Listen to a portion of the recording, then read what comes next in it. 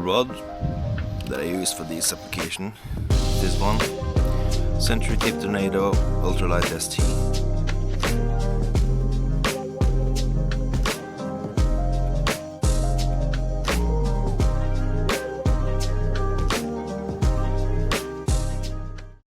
So, good morning. Welcome to a beautiful day here in beautiful Norway. So now I'm stepping over some boulders and trying to get to my mark. Today I'm fishing the falling tide. That means some of the rocks I'm standing on are slippery from the falling tide. So yeah, here we are. Just have a look at this.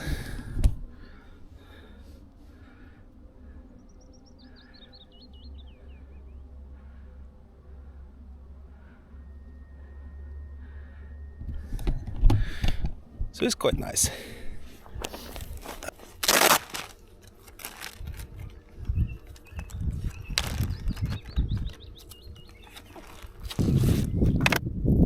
On this mark I'm using 2 clip down rigs with pop-ups.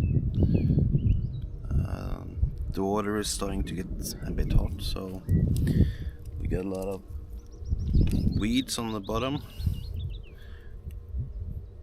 so I prefer to have the baits suspending a bit over the weed. So now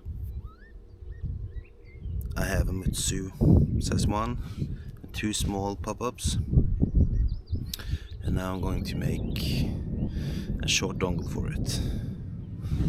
I have a little wallet with everything I need to make some dongles. I have the big stuff in 300 pound, 1 millimeter, and the stuff I use for my flatty dongles, 80 pound and 0.5 millimeters. In here I have some dongle discs, I have braid scissors, I have some assist rings, and I have some bent hooks. These are the light gauge version of the Cox and Roll dongle clip, but this allows me to use a baiting needle to pull the bait over the needle and onto the dongle without destroying the bait on the big eye over the dongle clip. So these are quite nice. The clip itself is just an Aberdeen Chinese brand Aberdeen hook, and I'm just going to tie it on with a grinning knot and pull it tight.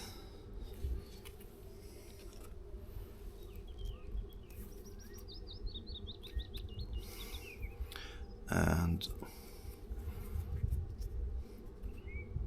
cut off the excess without cutting my lip. So I'm going to measure out how long I want it. So that's 3 inches. So at that point on the dongle, I make an overhand knot and I pull it to the side length, and there. Then I pull tight and cut it behind the knot. I'm going to pierce the dongle braid equal in half, and there you have it. If you make a lot of strength to the dongle, it will pull off. But I'm using clipped end rigs, there's no strain directly to the dongle. If I were using a pulley rig, I would have used at least 2 knots, and I would also burn a mushroom to the end of the braid, and that will never come off. So there you have it. When you're making up the knot, it is important not to cut the braid before you make the knots. When I have the full length of the braid, I can easily adjust where I want my knot to be, and that would be nearly impossible if I would have just the tag to tie onto.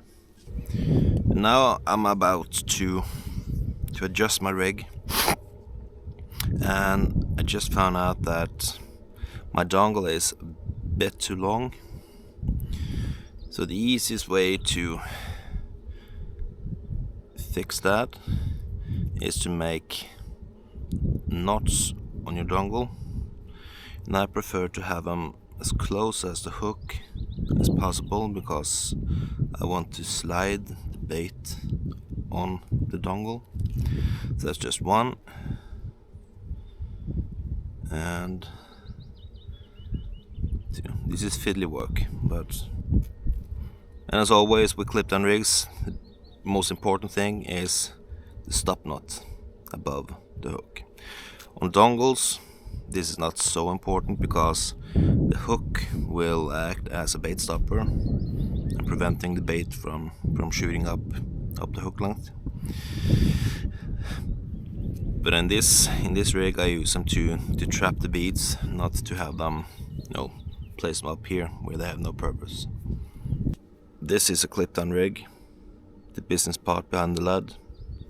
This creates aerodynamics. It's easily clipped down, and you can gain a lot of meters when you cast like this.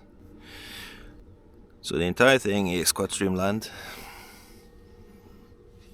And then you come to the neat cascade swivel and dongle and the pop-up and all the way up here.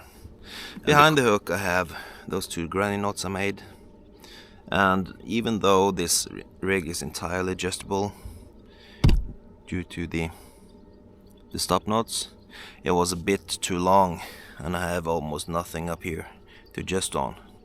So by making those 2 granny knots, I made the dongle shorter, and now it fits to the entire rig. Time to baiting up. So now I've baited up my baiting needle with my bait, and now I can easily adjust the entire thing onto the baiting. Then now I see that it fits. Just 2, 3, 4, 5, 7, 11, and above the hook, and stretch it like that, and pull the entire thing off,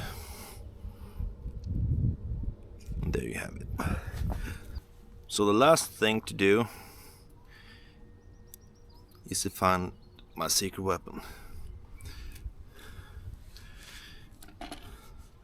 This is easiest done when the rig is clipped up, because this is so insanely sticky, hence the name.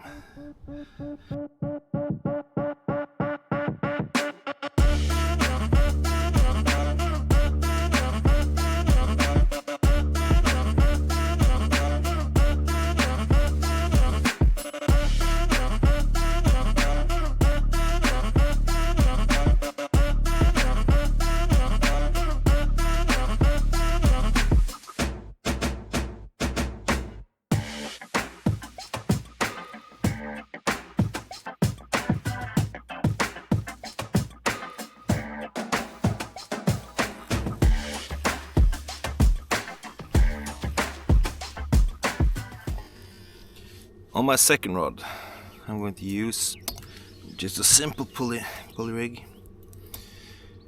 Pulley bead and the bead on each side down to the lead clip. 50 55 pound actually.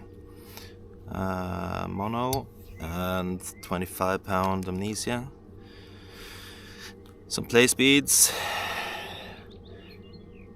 a size 1 or 1.0 Mutsu, and down to the same kind of arrangement in the dongle.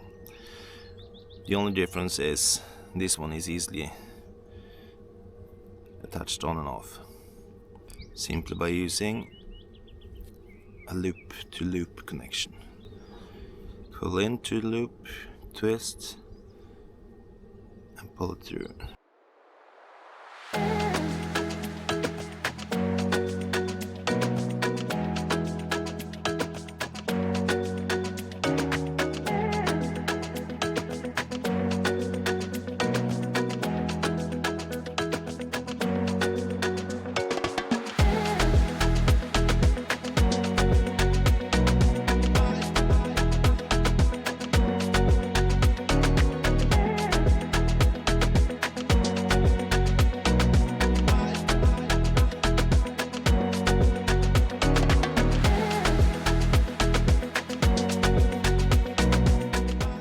I just slide the hook through the dongle and face it towards the left, and then I just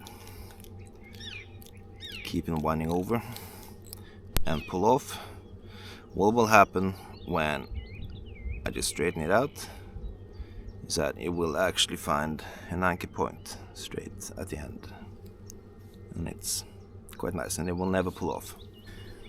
One of the most important things to remember when using the gobble sticky is that you have to apply it on a dry surface.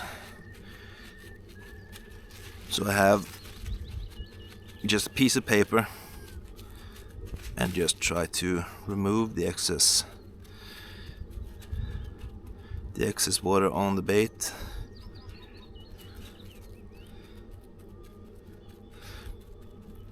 And the more bait elastic I have on my bait, the more the sticky will attach to it. So this is not particularly much bait elastic, but the surface on the bait is dry, so I'm just going to squeeze out a few stripes.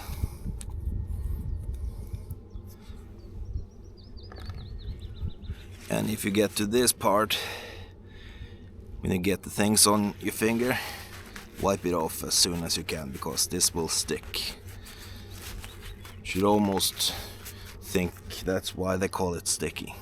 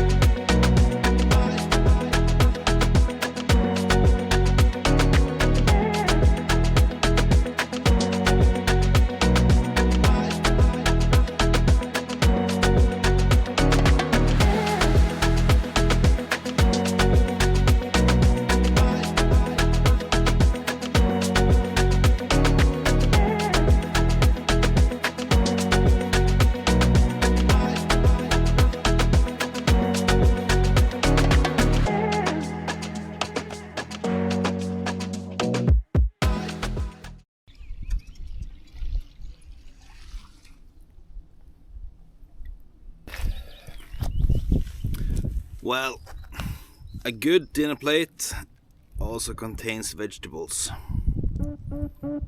Great.